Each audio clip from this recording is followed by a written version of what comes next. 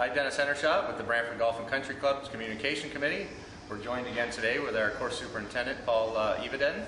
Paul, thanks for your time again today. I know it's been a busy spring and things look like they're starting to pop out there. We're getting some good weather, and I know everybody's anxious to get some more info. I know we got an email the other day that stated we had a couple of greens open, so maybe we can start with that process.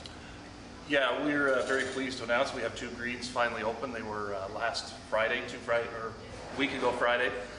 They're in great shape. Again, that's number 8, number 10. They've recovered very well.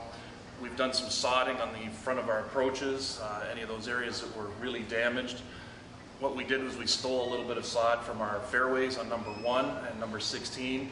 No impact really on play, but at the same time we were able to push those greens a little bit further, a little faster along in the process. There are still some areas that are damaged around the collars in the back. We've basically run out of sod and manpower and the ability to manage that project at this point. So we are definitely in good shape. We've laid almost 5,000 square feet of new sod around those fringes, but there still are a few areas that are hurting. Yeah, I noticed myself being out there and playing in the men's night that there are still a few greens that they seem that they need the sod done. So I was curious myself as to where that sod was going to come from or what the plan was for that. Do you have any, I know our sod farm that you started growing last year doesn't quite look like it's ready to start. Yeah, that's correct. It still needs to mature a little bit. It still needs to form an actual sod. The plan going forward, Dennis, is that we will tackle those areas that haven't been sodded this spring in the fall. So we will be basically doing almost a full restoration of our collars and approaches by the end of the year. So even as that goes on throughout the season, that's not going to keep us off the green complexes. It'll just be like last year where we replaced a few, roped the areas off, make sure it's ground under repair with no play on them, and move forward. Yeah, absolutely right.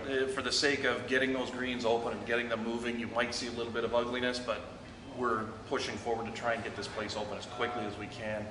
Again, we need to make sure that we have the best conditioned turf before we actually allow play on those, but for the sake of a few callers, we're going to basically pull the trigger and let them go.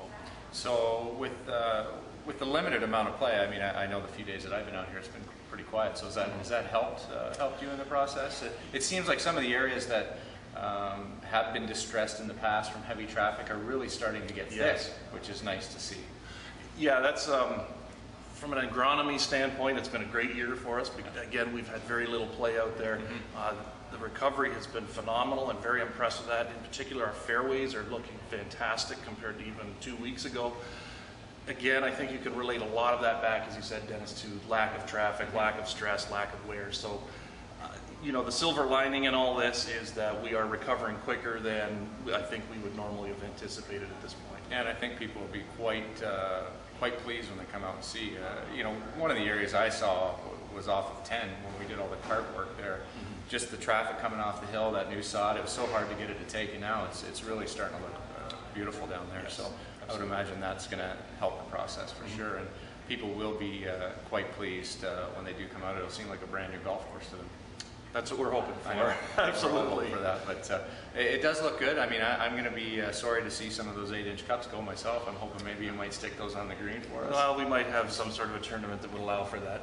I know there's been a few places that have talked about doing it, and I think Penn Lakes is one that's been using them for a couple years. But I know looking at the scores from the couple weeks of men's night, I think that part of it, the scoring and the excitement of the big holes, and it's kind of taken a little bit of the bite out of what's been going on with the temporary greens, but I'm sure everybody's excited to get going here. Yeah, the membership's been extremely supportive of the entire process, Dennis. I can't say enough about how encouraging they have been towards myself and my ground staff. Nothing but good comments about how hard we're working, how quickly things are progressing. Even though it may look very good from 100 yards out, if you get on top of some of these greens, they're still fairly thin. There is germination, there is activity, there is recovery, but we're still needing a couple more weeks before we can get that 100%, 90% target that we're looking at before we open. Yeah, I'm sure quite a few guys have taken a step close to the ropes there and had a look, like you say, you look at it from 50 yards and out, and everything looks smooth and green, but you get on top and you can still see that they are thin, but a lot of them are coming along nicely, so I think a lot of people are excited to see that. And And as well, too, the bunkers. It's given you a great opportunity to get in there, do some action, Yes. clean them up. They're really starting to look good Yes. as well. Yeah. So, Again, we're doing a massive work on the bunkers this year. Again, because we've had less play, we're able to do a little more intensive work, which again is positive going forward. so as well, you'd hinted to a grounds meeting coming up, and there will be another PowerPoint presentation that you're going to produce for us. Yes, that's correct. Again, I'll be doing some comparison photos where we started, where we're at today, Dennis. So we are looking at another green opening on this coming Friday. Number 4 will be open. The remaining greens we can basically group into 2 groupings. That's sort of the A pool, which is going to go first, and then the B pool, which is going to be a little bit while after that. We will be reassessing every day. My assistant and I assess every day, but we'll be meeting with the committee members, like you said, Tuesday, tomorrow, and we do meet on the golf course with the GM, the president, the pro, and we look at everything again on every Friday, so every week.